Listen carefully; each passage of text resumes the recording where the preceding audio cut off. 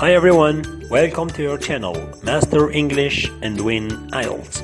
In this channel, we will post videos about English lessons in grammar, pronunciation, spelling and much more. Besides learning and mastering English, we will help you to prepare for Ielts test. You can print the answer sheet that's available in the comment section. This test will have 4 parts, 40 items, and will take you approximately 30 minutes. Good luck for the listening test.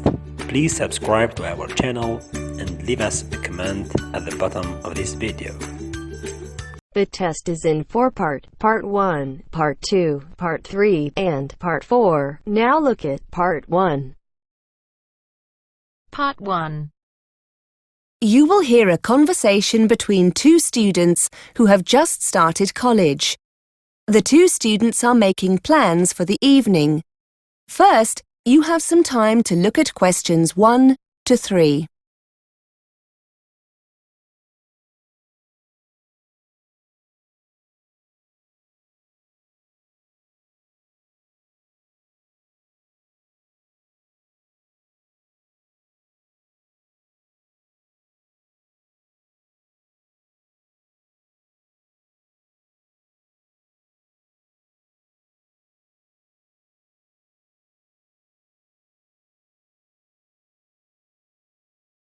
Now we shall begin. You should answer the questions as you listen because you will not hear the recording a second time. Listen carefully and answer questions 1 to 3. Hi Lydia, how was your French class? I enjoyed it. Françoise, the teacher, she's really nice and friendly. What about you? You're in the exam class, aren't you? Yes, it was good. There's a lot of work, but I think I'm going to enjoy it. Anyway, we were going to meet up later, weren't we? To see what the city centre's like. Do you still want to go? Definitely, yes. Some of the people in my class went out last night and had a great time. Where would you like to go? What would you like to do? I'm not that bothered, really. We could walk around for a while, do some window shopping, see some local sights. I wouldn't mind seeing a film later in the evening if you'd like to. My host family are cooking, so I don't think I'll be hungry for a meal or anything like that. I don't really want to stay out too late, no clubs or anything. What about you? Let's just see how we feel when we get there, shall we? My teacher told me it's late night shopping, so there should be lots to do. Shall I meet you after school? Before you hear more of the conversation, you have some time to look at questions 4 to 10.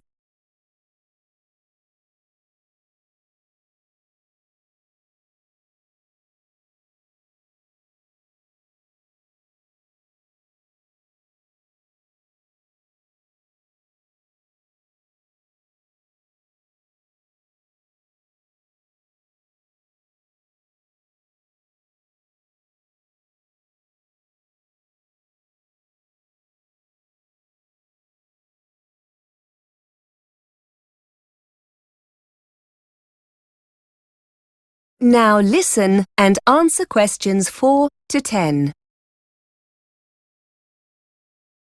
Well, I need to go back to my host family first.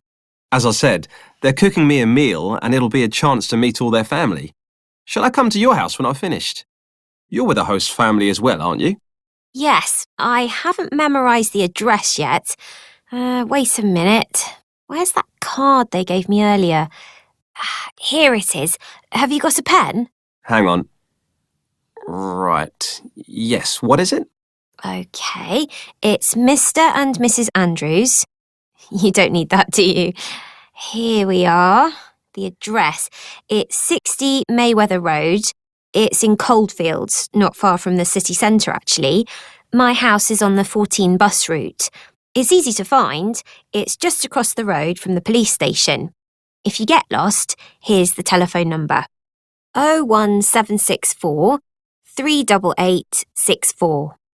Shall we say about 6? OK, that'll give me time to get ready. I'd like to find somewhere that sells paper and pens if possible. I'm sure you'll find somewhere. I'm hoping there's a bookshop. The teacher has recommended a good grammar practice book for the course. If we've got time, I could use this voucher the school gave us for a free coffee in the library cafe. Oh, yes, I've got one of them too. Good idea.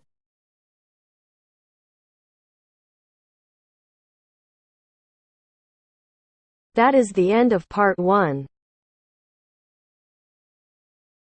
You now have half a minute to check your answers.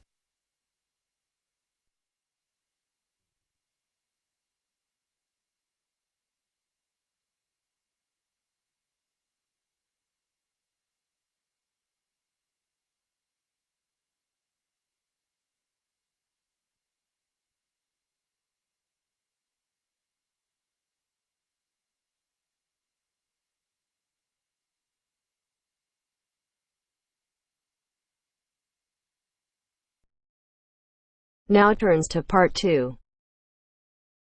Part 2. You will hear 3 students discussing a language project. First, you have some time to look at questions 11 to 16.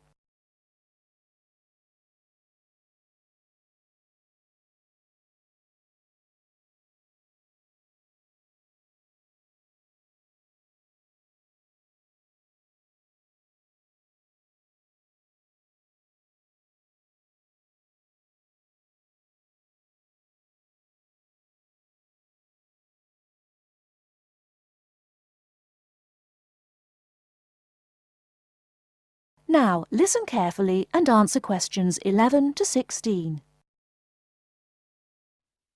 So, we need to get this field trip sorted out as soon as possible, don't we? Yes, let's get started. James, have you worked out which 2 countries we should travel to? Well, I thought we could go to the USA and Mexico because that's where the populations of most native languages are concentrated. But then I found out that the 3 languages we're most interested in are more widely spoken in Canada than Mexico, so I think we should go there instead. OK. Anna, weren't you going to think about our research focus? Yes, and I think I've found 2 areas that would work well. Firstly, use of the 3 languages, Nardini, Salishan and Algic among the younger generation, people up to the age of 25. I found out that although there are many older speakers of Algic, it's used much less by the young. In fact, young people under the age of 25 use both Nardini and Salishan more than Algic. That's interesting. That means that native language use isn't really being affected by the older generations anymore. So what's the other focus area then, Anna? Well, it would be good to try to find out what affects changes in native language speaker populations. You mean things like family life and the influence of popular culture or tourism? Yes, areas like that, but not tourism or culture because they're too general. I think we should look at whether family has an impact in terms of passing on native language use, and possibly the effects of government language policy too.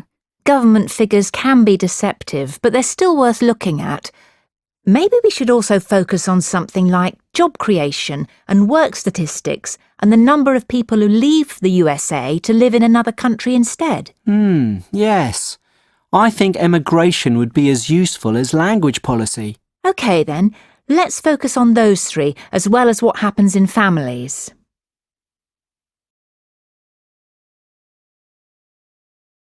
Before you hear the rest of the talk, you have some time to look at questions 17 to 20.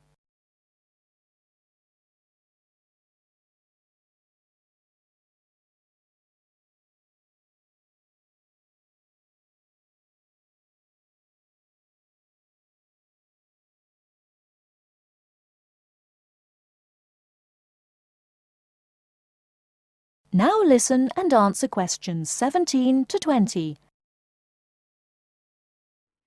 Well, shall we look at our route now? Most of the speakers we're looking for are in California, so we could start there. We can spend 2 weeks travelling around and meeting people to get some background information, and then start collecting data. What do you think about beginning in the southwest corner of the state and visiting the Barona Reservation? That's a good idea. We'll be able to get some interviews with native language speakers there. And then we could go to the Eastern Mountains to visit the local education authority of North County. They've got a native language project for school children. Why there? Wouldn't it be better to go to the education department in San Diego? It's bigger. But they focus more on Spanish and English bilingualism and less on native languages. In that case, the North County Education Authority will be more valuable, so let's do that. After that, we could head southeast to the town of Bishop. There's a company there called Cotec, which employs only bilingual speakers. I've emailed the managing director, who's happy to give us an interview. Oh, that's great work, James. It sounds like something we should definitely do. Right, well, I'll email her to confirm. Also, we should go to Sun City. It's this bilingual town in the south-central area of the region. They have a policy whereby all signs in the town must be in the local language as well as English. We can take photos of these signs. They'll make good visuals for our report. But won't that be intrusive for the people who live there? No, they're used to it. The village is used as a model for other communities who'd like to do the same thing. In that case, let's add it to the itinerary. That is the end of part 2. You now have half a minute to check your answers.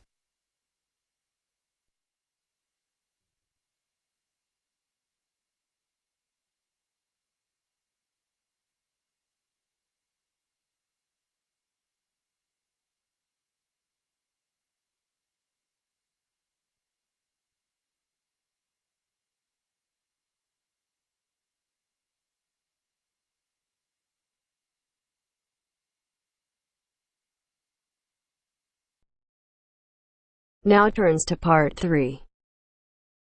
Part 3. Tutor answering students' questions about using the college intranet. First, you have some time to look at questions 21 to 25.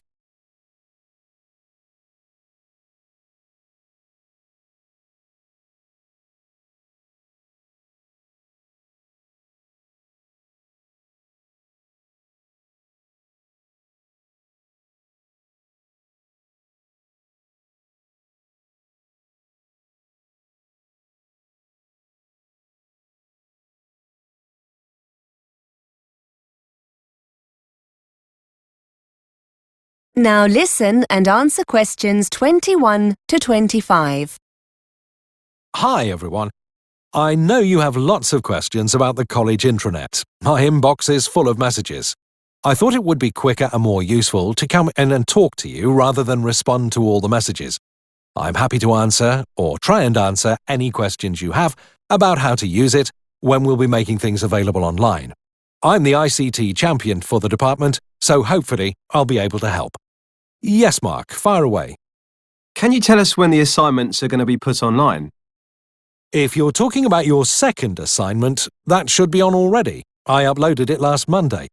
Wait a minute, let me check the schedule. Here we are. No, tell a lie. It was the following day, the 14th. Tuesday, the 14th of October. Have you logged into the intranet yet? No. If the assignment's there, I'll download it after we've finished. Are you putting all the assignments up? Yes, I've been waiting for your subject tutors to email them to me. As soon as I have them all, I'll put them online. There's a deadline of the 24th of November. All course assignments need to be online by then. That's college policy for all staff, so they'll be there then for sure. Will there be anything else? Timetables, trip information, that kind of thing?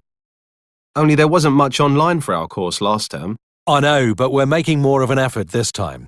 We'll be releasing your marks for the first assignment soon. That'll be the 17th of November. You'll find them in your My Grades area. Again, the timetables are already there, Mark. You need to log in. I made these available at the beginning of term in September. According to the schedule here, the booking forms, for those who want to go on the Belgium trip, will be available next week on the 29th of October. So don't forget to check then. You need to get these back to us quickly if you want to go. The trip's coming up soon, isn't it? Let's see. Yes, the 19th of November. Now remember, there are lots of learning materials on the intranet as well. Quizzes, web links. Before you hear more of the conversation, you have some time to look at questions 26 to 30.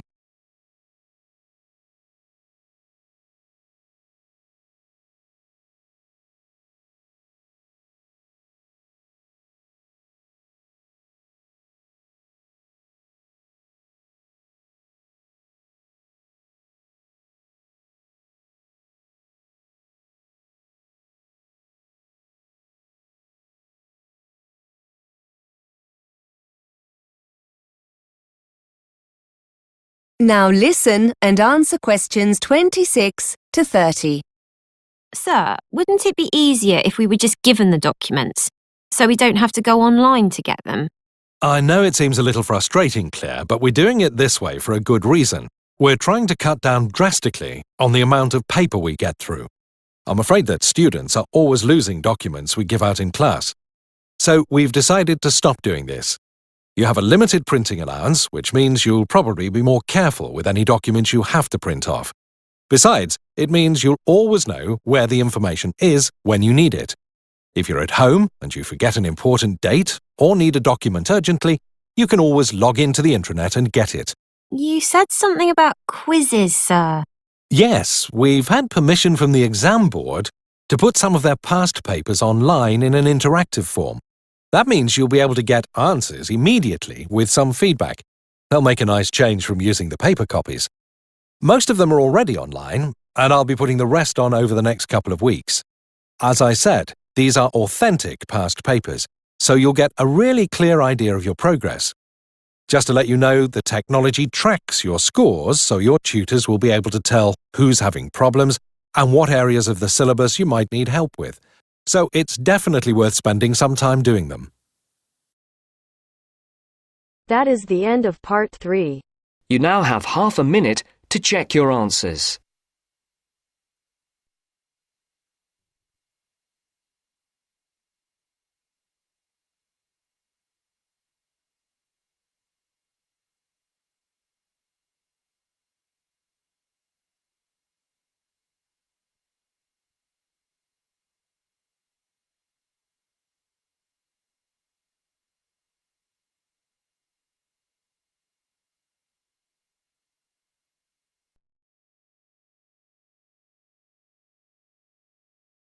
Now turns to part 4.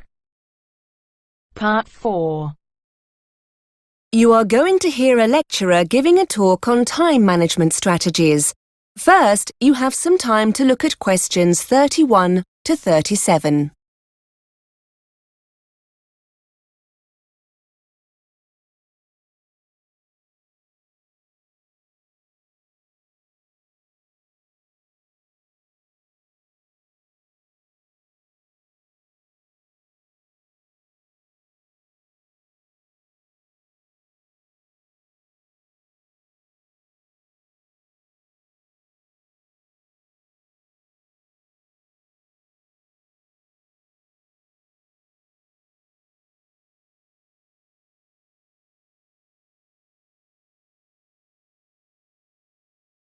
Now listen and answer questions 31 to 37. Hi everyone. Today Mark has come in to talk to you about time management strategies. If you remember, in the introductory session, I told you the difference it can make to your studies, so this is an incredibly important session. Thanks, Mark. Hello. Yes, I'm Mark. I lecture over in the business school, but I have a bit of a reputation for being rather evangelical about time management, and I'm often invited into other courses to talk about it.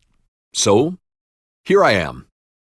You've now come to the end of your first week at university, and you've probably noticed how different it is from school or college.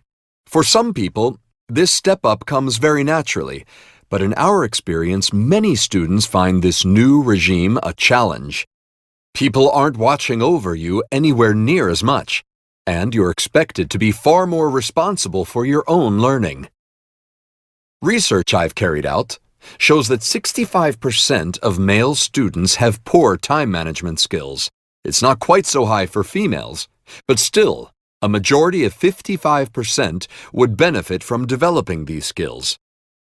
Students who don't will see their grades and general progress suffer as deadlines are missed or work gets rushed, with a decline in the quality of work as a result.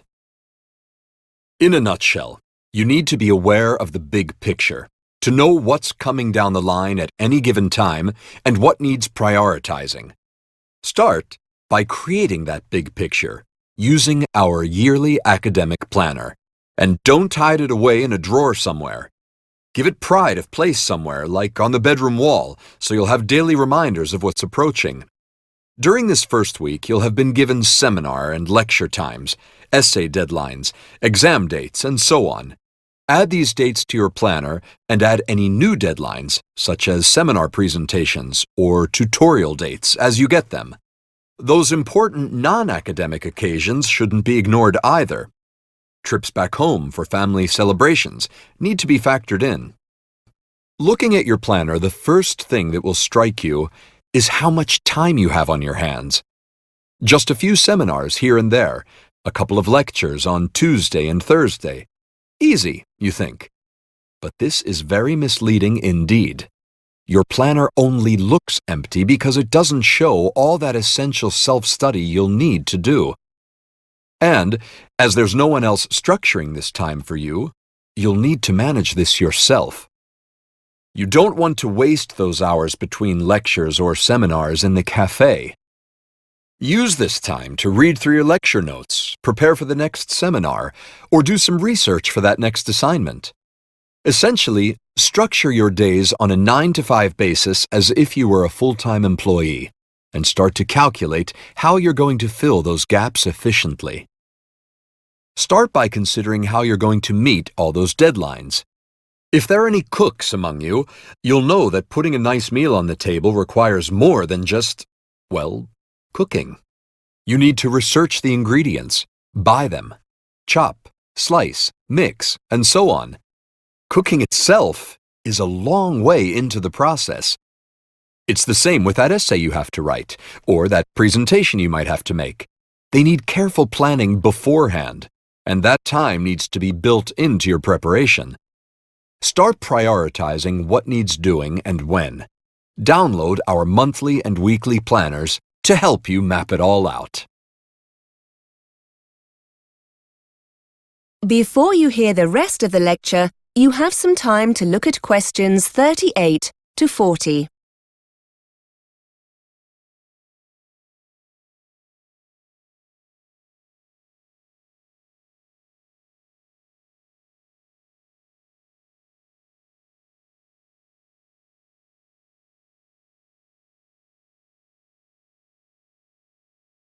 Now listen and answer questions 38 to 40. And here's an important point. When you're planning what to do, be task-oriented rather than time-oriented, and set achievable goals. Finding images for a presentation, for example, is measurable. Simply writing research 10 a.m. to 11 a.m. isn't. This task-oriented approach will be immensely helpful, forcing you to break your preparation down into individual, achievable steps. Try to assess when busy periods are likely to occur, such as the week leading up to an assignment deadline. Are there any evenings during the week you could put aside for extra work? And, just as importantly, make a note of any times you won't want to be working. You'll need time for you. Sessions in the gym, evenings when your favorite programs are on TV. Don't forget to schedule in time for non-academic activities like going shopping or doing the laundry. It's best to have a fixed time each week for jobs like these, so they don't interfere with your academic work. Finally, decide where you're going to do your self-study. Will you be distracted by the TV, the internet, or friends if you stay in your room? Perhaps the library will be a better place. Anywhere that encourages you to prevaricate should be avoided at all costs. Starting with the big picture and then working towards individual goals will leave you feeling in control, rather than being pulled here and there, firefighting as the next deadline looms.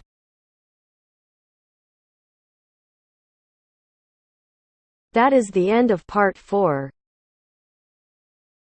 You now have half a minute to check your answers.